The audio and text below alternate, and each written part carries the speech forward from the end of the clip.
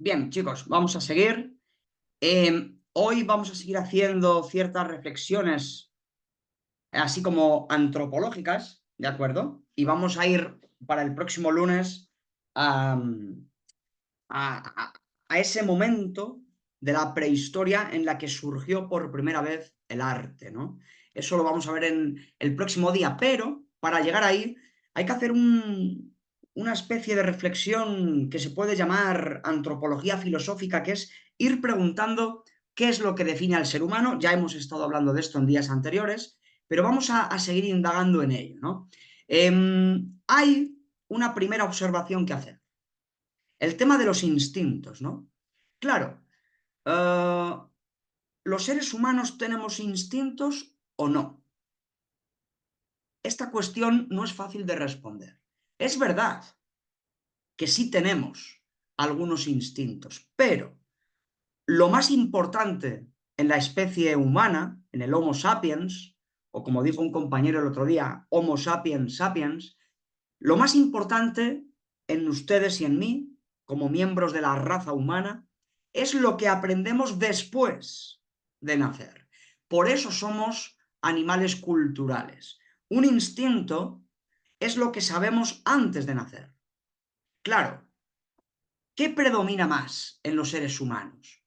¿Las conductas instintivas o las conductas aprendidas? Evidentemente, en el ser humano lo que predomina es lo que aprendemos después de nacer. De hecho, muchos autores han dicho algo paradójico, y es que el ser humano es un animal prácticamente idiota.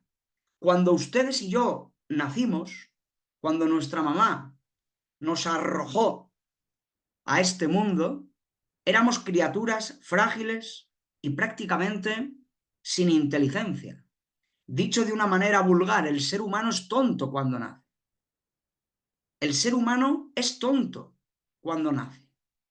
¿Por qué? Porque tenemos que aprenderlo todo. Pero claro, eso es lo que nos convierte en inteligentes. Precisamente como el ser humano viene a este mundo sin saber nada, cuando somos chiquititos somos idiotas, eso es lo que luego se convierte en una ventaja porque tenemos que aprenderlo todo. Sin embargo, en los animales predominan los instintos. Claro, depende qué animales. Por supuesto, hay animales que son más inteligentes que otros, hay animales que sí aprenden muchas cosas después de nacer. No es lo mismo, qué sé yo, un león que una gallina. Evidentemente, el león, que es un mamífero, tiene mayor inteligencia de la que pueda tener una gallina, que es un animal muy simpático, pero evidentemente su inteligencia es mucho menor. Entonces, claro, también tenemos que tener cuidado con esto de cuando decimos los animales, tenemos que diferenciar. No es lo mismo un elefante que un león, que un tiburón, que un mosquito, o que una gallina o que una iguana. Claro, no es lo mismo. Todos los animales tienen un mínimo de inteligencia, porque ellos se saben comportar de acuerdo a sus necesidades. O sea, los animales no son idiotas. Ellos tienen su propia inteligencia para sobrevivir. Pero claro, la inteligencia humana, lógicamente, está por encima. Pero vuelvo a repetir la idea. El ser humano, que es el animal más inteligente que hay, cuando somos chiquititos somos los más idiotas, los más tontos, los que menos cosas sabemos. Y eso es porque el ser humano casi no tiene instintos. Hay otros animalitos que todo lo que saben hacer lo saben hacer por instinto. Eso significa que nadie se lo tiene que enseñar. Un instinto, un instinto es aquello que tú sabes hacer sin que nadie te lo enseñe. Por eso es como que lo llevas dentro de tu cuerpo, sin que nadie te lo enseñe, tú lo llevas en los genes y sabes hacerlo. Entonces, muchos animales se comportan de acuerdo a esos instintos, pero el ser humano prácticamente cuando venimos a este mundo no tenemos muchos instintos. Tenemos algunos, ¿eh? Por ejemplo, el instinto de agarrar. Si tú le ponen un dedito a un bebé, el bebé va hacer así con su manito, va a agarrar el dedo. Fíjense, un instinto que sí que tenemos es el de el alimento, ¿no? Por ejemplo, un bebé, para alimentarse del seno materno, nadie le enseña. Es decir, no sé si alguna de ustedes es mamá, supongo que no, pero bueno, lo habrán visto en alguna tía, en alguna prima, en alguna, qué sé yo. Cuando un niño está comiendo del pecho de su mamá, del seno de su mamá, el pezón, cuando se acerca a la boca, el niño o la niña, el bebé, inmediatamente el bebé sabe cómo succionar con su boca el alimento. Y es una cosa complicada, ¿eh? Esta cosa de tragar no es fácil. Hay que colocar la boquita, hay que colocar los músculos de la garganta, hay que hacer un gesto, hay que mover los músculos de la faringe. Es decir, eso un bebé sabe hacerlo por instinto. ¿O acaso ustedes han visto a alguna mamá diciéndole a su hijito, mira, hijito, te voy a enseñar cómo se come? Mira, tienes que colocar la boquita en el pezón, tienes luego que colocar la lengua, tienes que tragar a través de la garganta. No, ninguna mamá hace eso. No hace falta. Los bebés, ellos solitos, saben cómo succionar la leche materna. ¿Ven? Este es un ejemplo de instinto. Es una conducta instintiva. Ninguna mamá le enseñó a ese niño a absorber el alimento. Sin embargo, el niño sabe hacerlo. ¿Por qué coño sabe hacerlo? Sabe hacerlo porque hay un instinto ahí. Bien, pero, el ser humano apenas tiene instintos, este que les acabo de comentar y algunos otros, pero el ser humano, todo lo que llegamos a aprender en este mundo, lo aprendemos después.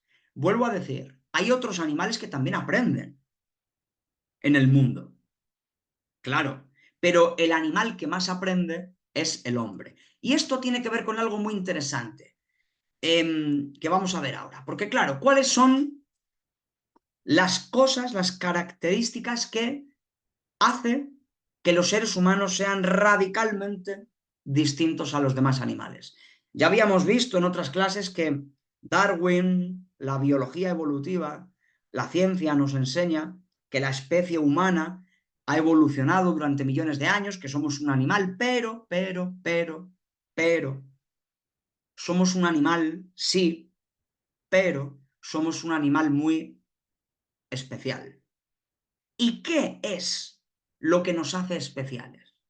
Algunos de ustedes dirán, bueno, porque nosotros tenemos alma y los animalitos no tienen alma. Eso es una pendejada. Esa respuesta no sirve. Eso es pura poesía. No. Vamos a ver qué cosas realmente son las que convierten al ser humano en un animal distinto. Pero no podemos decir que es porque tenemos alma. Eso no es una respuesta válida. ¿Qué cosas? Bueno, en primer lugar, la neotenia. Esta palabreja es muy curiosa. Neotenia viene del griego, bueno, significa...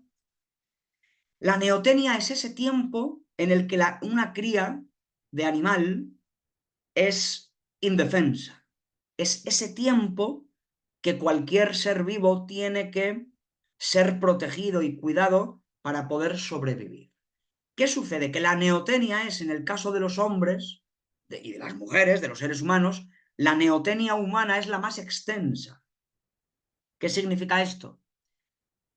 Que los seres humanos somos el animal más indefenso cuando venimos a este mundo. Somos el animal que necesita más tiempo ser cuidado por sus progenitores. Es decir, un ser humano necesita muchos años de estar protegido y cuidado para poder sobrevivir. Eso no sucede en otros animales. Hay otros animales que rápidamente sobreviven por sí mismos, pero los seres humanos no.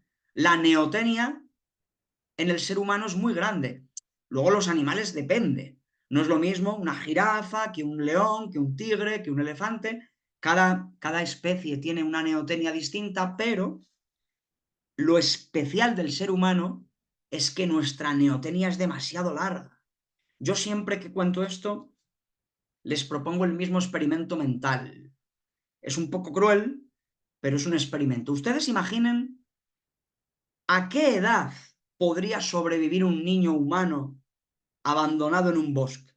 Ya les digo que es un experimento mental un poco cruel, pero piensen, si ustedes abandonan a un niño, a un bebé de 1 año, en un bosque, ¿qué sucede? Se muere.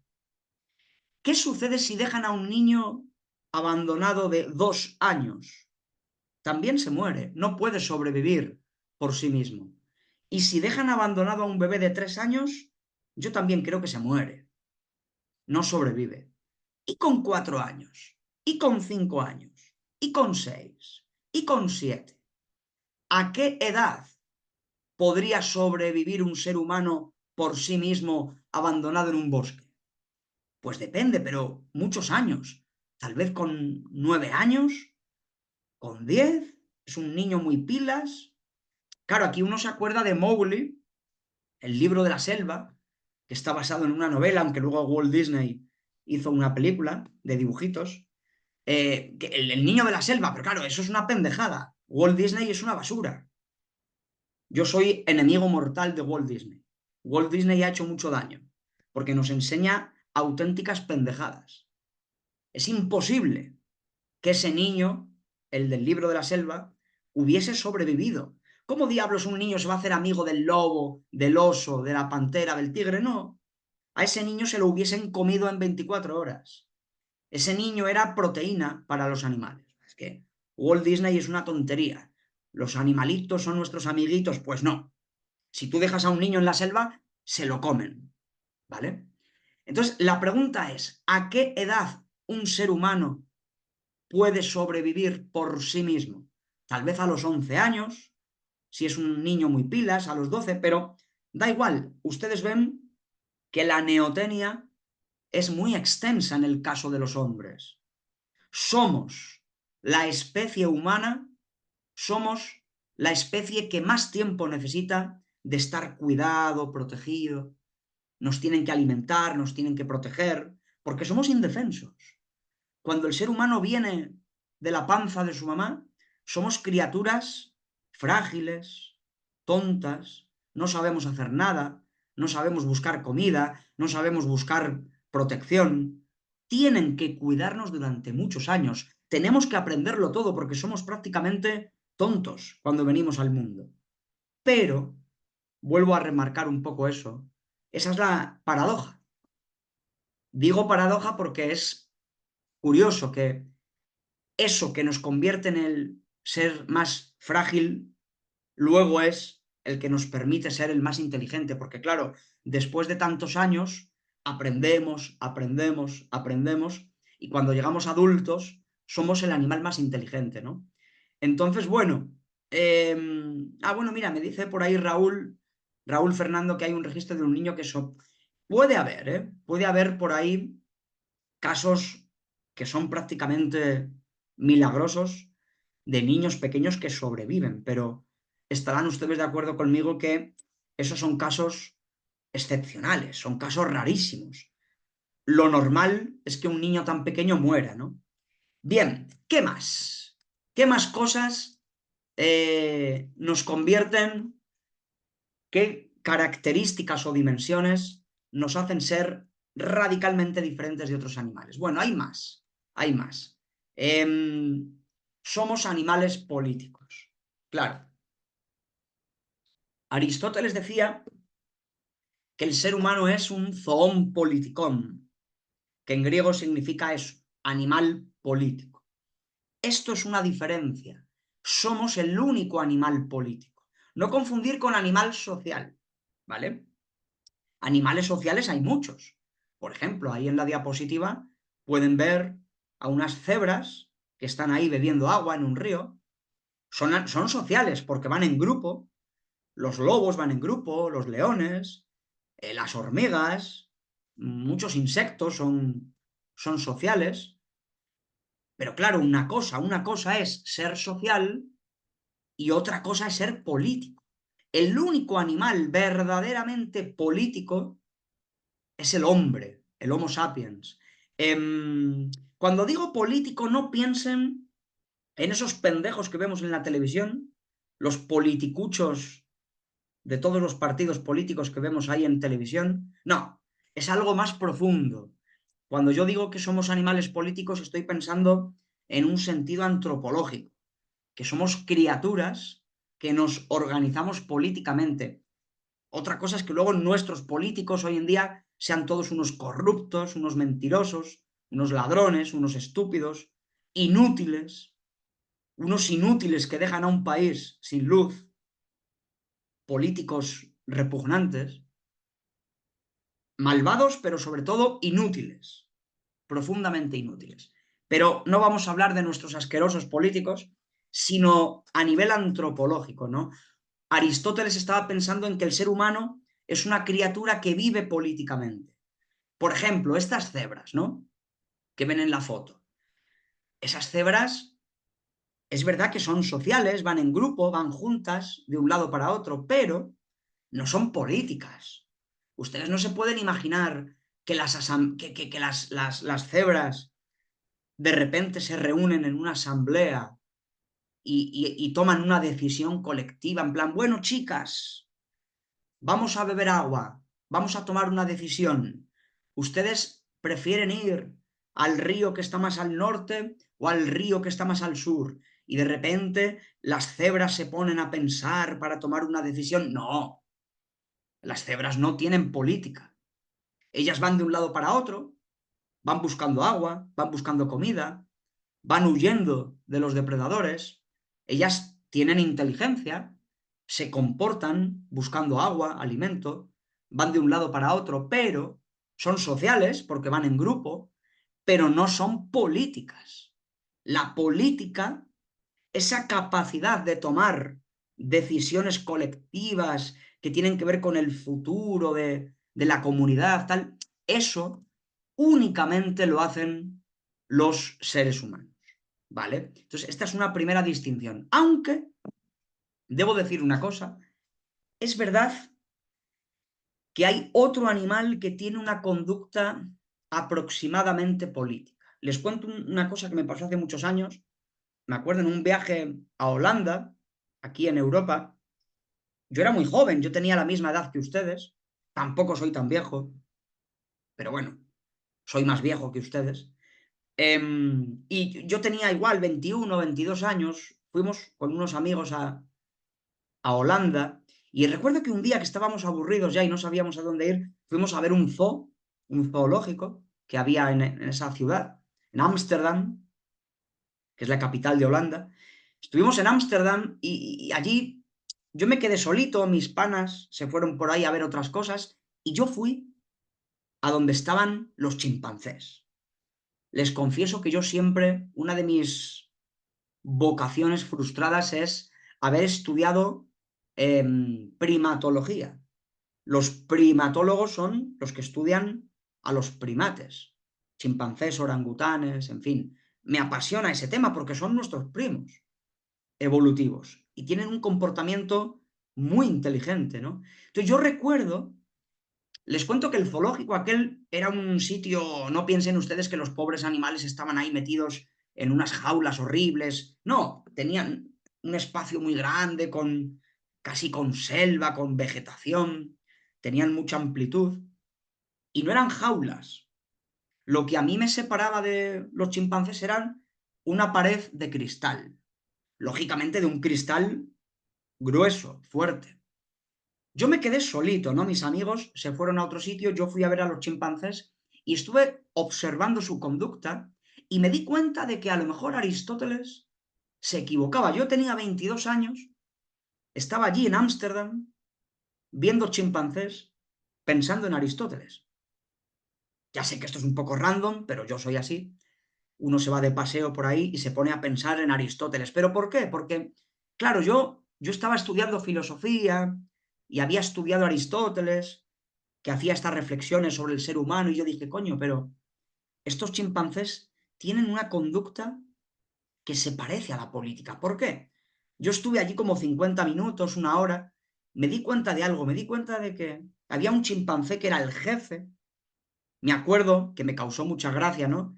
Un chimpancé que era como más joven y más chiquitito, se sentó en un sitio Y de repente vino el chimpancé más grande, que era como el jefe, el macho alfa, como se llame, y le retó. Llegó el chimpancé grande, vino como a retar al chimpancé pequeño porque había incumplido una norma. Es como que el chimpancé más joven se había sentado en un lugar que no le correspondía. Y el jefe, vino, le retó y le expulsó de allí. Entonces, claro, yo ahí estaba pensando en Aristóteles y decía, coño, pero estos chimpancés tan inteligentes tienen una conducta política, porque hay un jefe, hay una estructura social, hay una jerarquía política, hay un chimpancé que manda y hay unos chimpancés que obedecen. Eso se parece mucho a la política. Hay unos que mandan y hay otros que obedecen. Hay unas normas, hay una especie de normas sociales. Entonces, claro, yo nunca supe si Aristóteles tenía razón, si el ser humano es el único animal político, o tal vez Aristóteles estaba equivocado, porque Aristóteles no había estudiado a los chimpancés, y los chimpancés tienen un comportamiento que se aproxima mucho a la política. Saben ustedes que los chimpancés, por ejemplo, hacen guerras unos con otros, son territoriales. Eh, claro, los bonobos y las hormigas dicen en el chat, desde luego. Eh, pero los chimpancés, desde luego que es un animal muy especial. Yo les cuento que aquel día, claro, esto se me había olvidado lo más importante de mi experiencia. Hubo un momento que el chimpancé jefe se dio cuenta de que yo estaba allí. Les confieso que sentí miedo. Lógicamente yo sabía que no había ningún problema, me protegía esa muralla de cristal, una muralla gruesa, pero el chimpancé me vio y caminó hacia donde yo estaba y me miró a los ojos. Me miró fijamente a los ojos de manera amenazante. Yo sentí miedo. Les digo, si no hubiese existido esa pared de cristal, yo estaría muerto. Ese chimpancé me miró amenazante, como diciendo, yo te mataría. ¿Qué carajo estás haciendo aquí? ¿Por qué has venido a molestar? ¿Por qué estás invadiendo mi espacio? Los chimpancés son territoriales, protegen al grupo.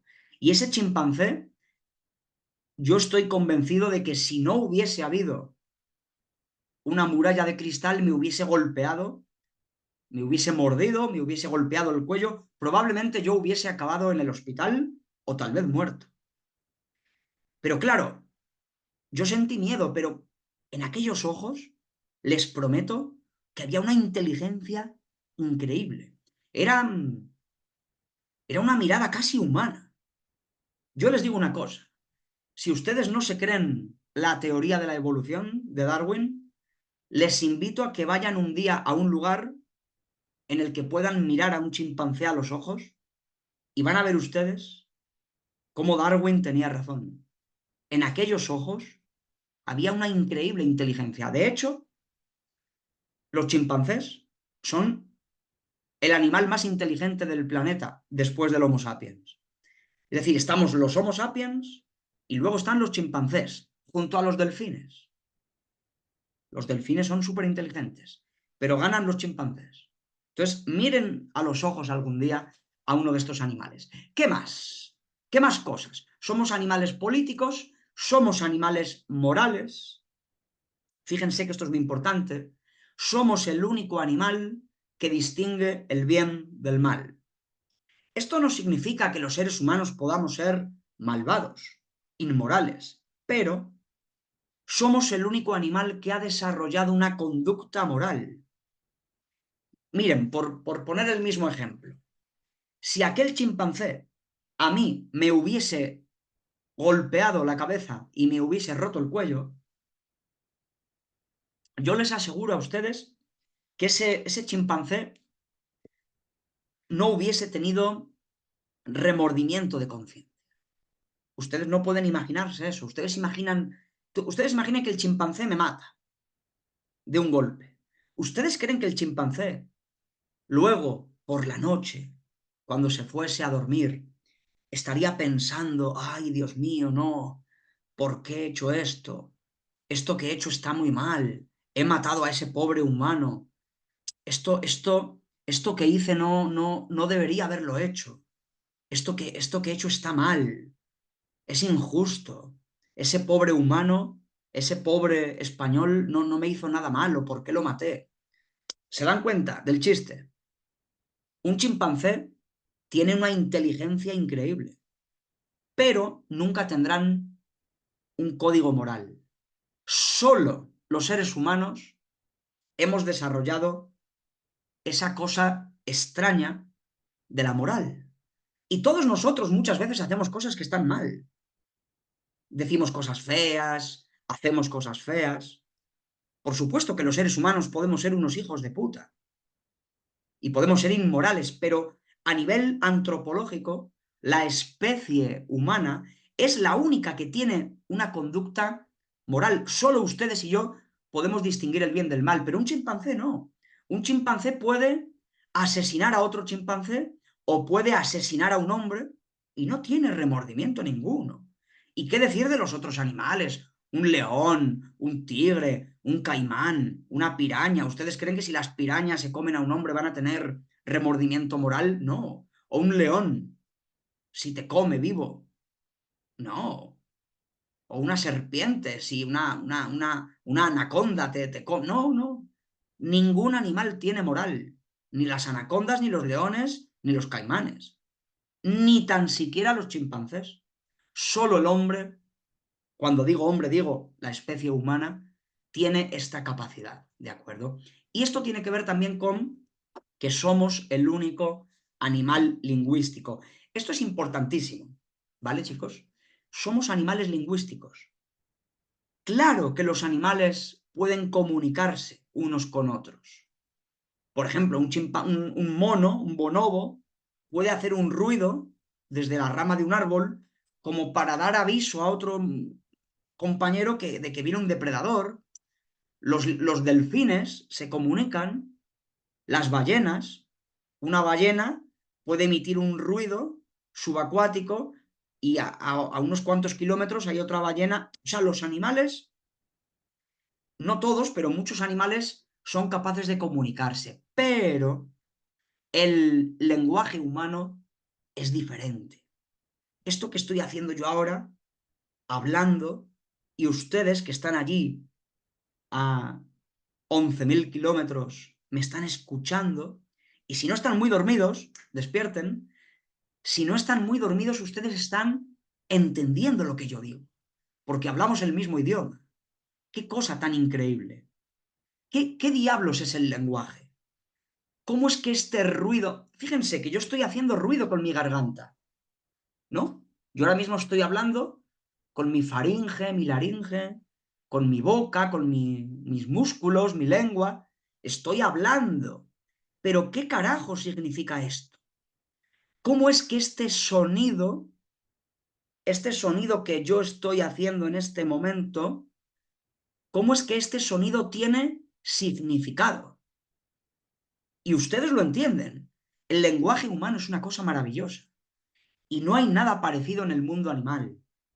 Una de las cosas que más nos diferencian de los animales es esto. Somos el único animal lingüístico. El lenguaje humano es increíble. O sea, es ruido. Esto que yo estoy haciendo con mi boca, con mi garganta, con mis cuerdas vocales, es ruido. Pero es un ruido lleno de significado. Esto es increíble. O sea, vamos a hacer un experimento. Yo voy a decir elefante amarillo. La primera tontería que se me ha ocurrido. Elefante amarillo. Elefante amarillo. ¿Qué estoy haciendo? Un ruido. Elefante amarillo. Es un ruido. Pero fíjense qué ruido tan increíble que cuando yo he hecho ese ruido, voy a hacer otra vez el ruido. Elefante amarillo. Ustedes en su cabeza imaginan de repente un elefante de color amarillo. Eso es el lenguaje. ¿Cómo sucede una cosa tan increíble? Yo con mis cuerdas vocales hago ruido, pero es un ruido muy peculiar. Es un ruido lleno de significado. ¿Qué es esa cosa del significado? Es una maravilla. Y claro, el lenguaje humano es el que nos convierte en personas. Yo siempre digo algo, fíjense, presten atención. No es que el ser humano tenga lenguaje, es que el lenguaje nos tiene a nosotros. Es decir, estamos envueltos por el lenguaje. Todo nuestro mundo, ya se lo decía en la primera clase introductoria, ¿se acuerdan? Todo nuestro mundo está hecho de palabras. Nuestros pensamientos están hechos con palabras, nuestros sentimientos los expresamos con palabras, nuestros miedos los expresamos con palabras, los aprendizajes los hacemos con palabras. Toda nuestra realidad es una realidad lingüística. Nos relacionamos con el mundo a través del lenguaje, nos envolvemos en las palabras. Todo en nuestra vida está hecho de palabras. Lo que pasa es que no nos damos cuenta. Es una cosa muy peculiar, ¿no? Ya saben ustedes que los niños empiezan a hablar como a los 2 años. Depende. Hay niños que son más precoces y hablan cuando tienen 1 año y medio. Hay otros que hablan a los 20, a los 2 años, a los 3 años. Pero es un milagro. Es una cosa curiosa que este cerebrito humano, de repente, cuando tiene 2 años, vamos. Además, si ustedes algún día son papás o mamás, yo no lo soy. Si yo tuviese un niño, estudiaría su evolución, ¿no?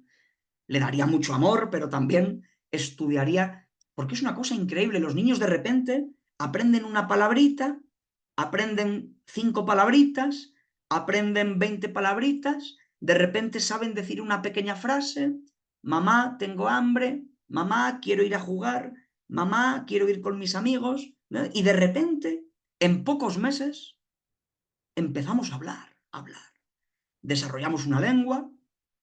Si ustedes nacen en Ecuador, aprenden el español, si nacen en China, aprenden el chino, da igual, pero aprenden una, la que sea, el francés, el chino, el español, lo que sea.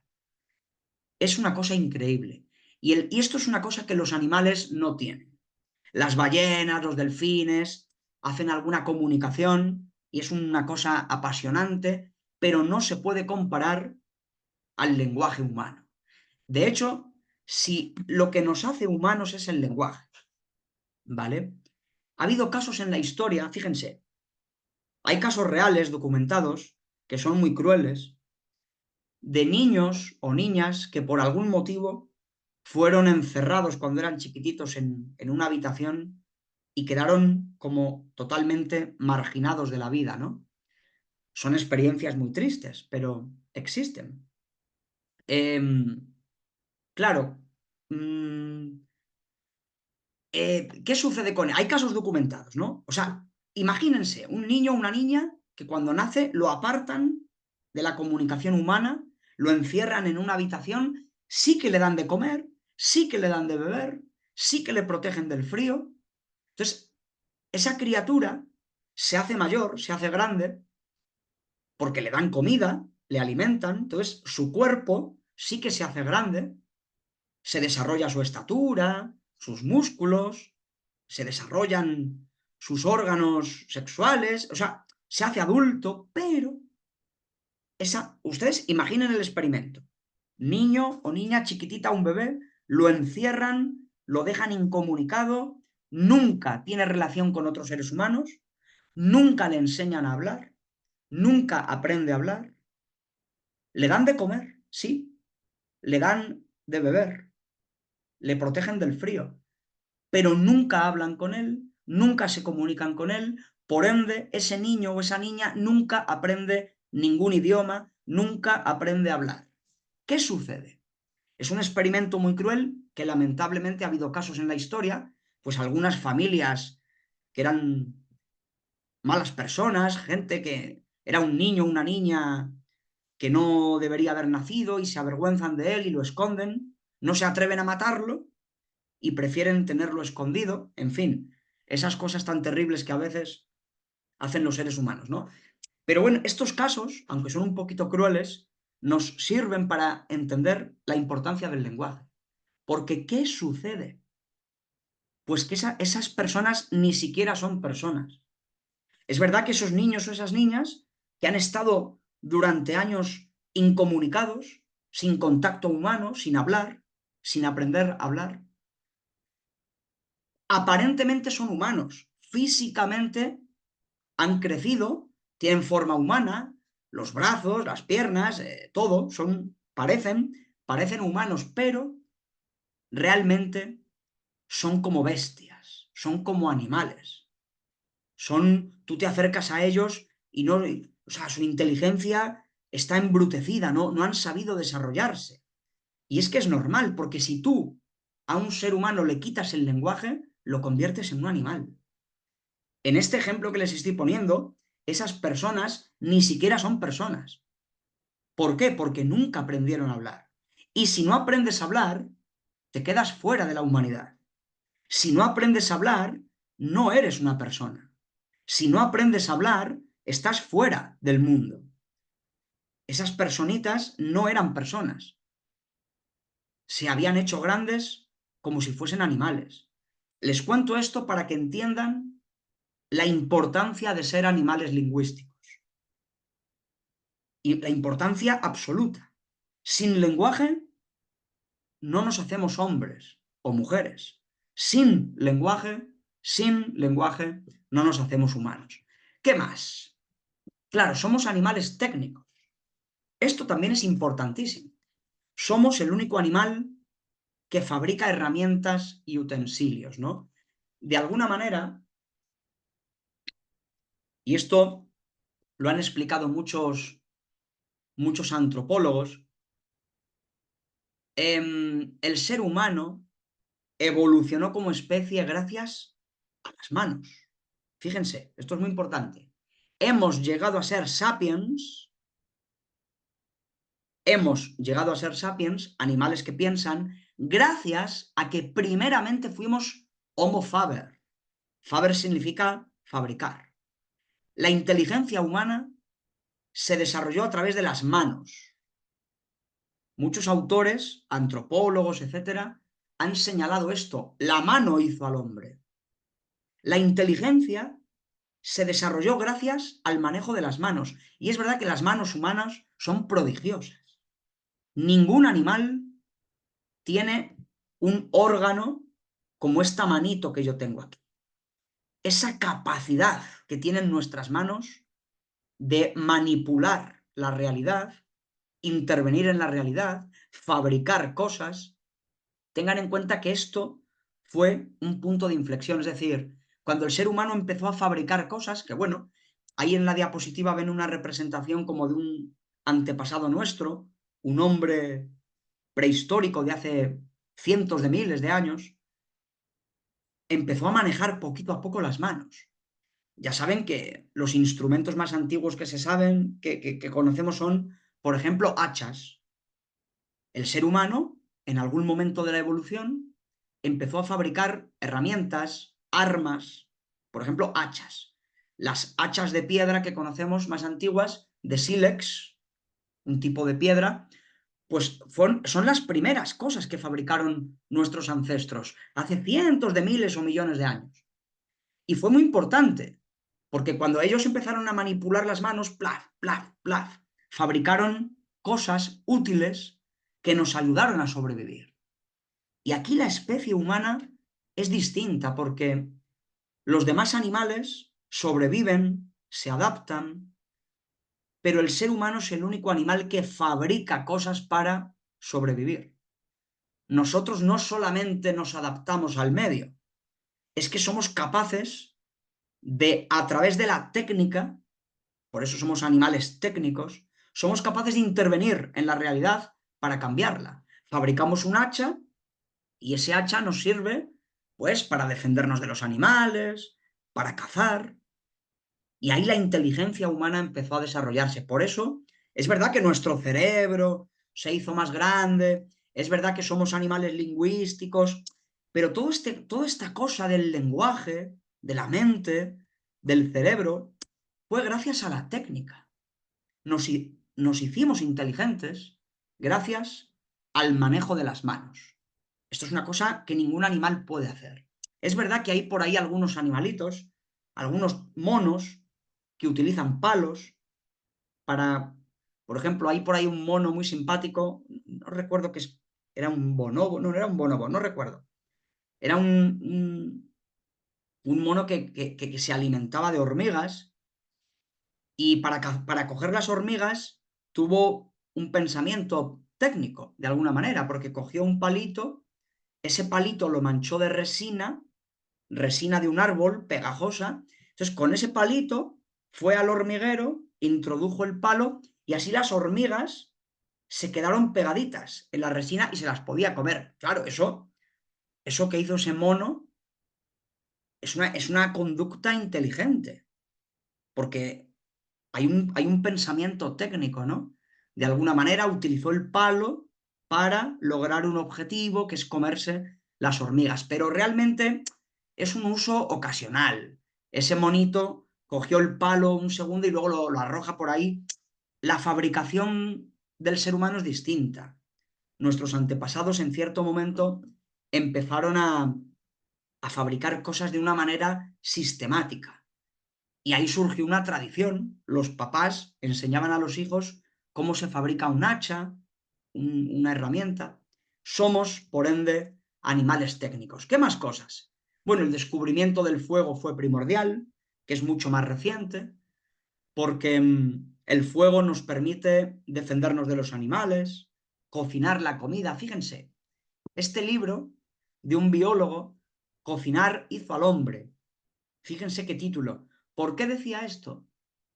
Porque él decía, es un título un poquito exagerado, pero es verdad que el fuego contribuyó mucho a la evolución humana, porque el fuego permitió cocinar la comida, perdón. Hasta ese momento, los seres humanos comían la carne cruda.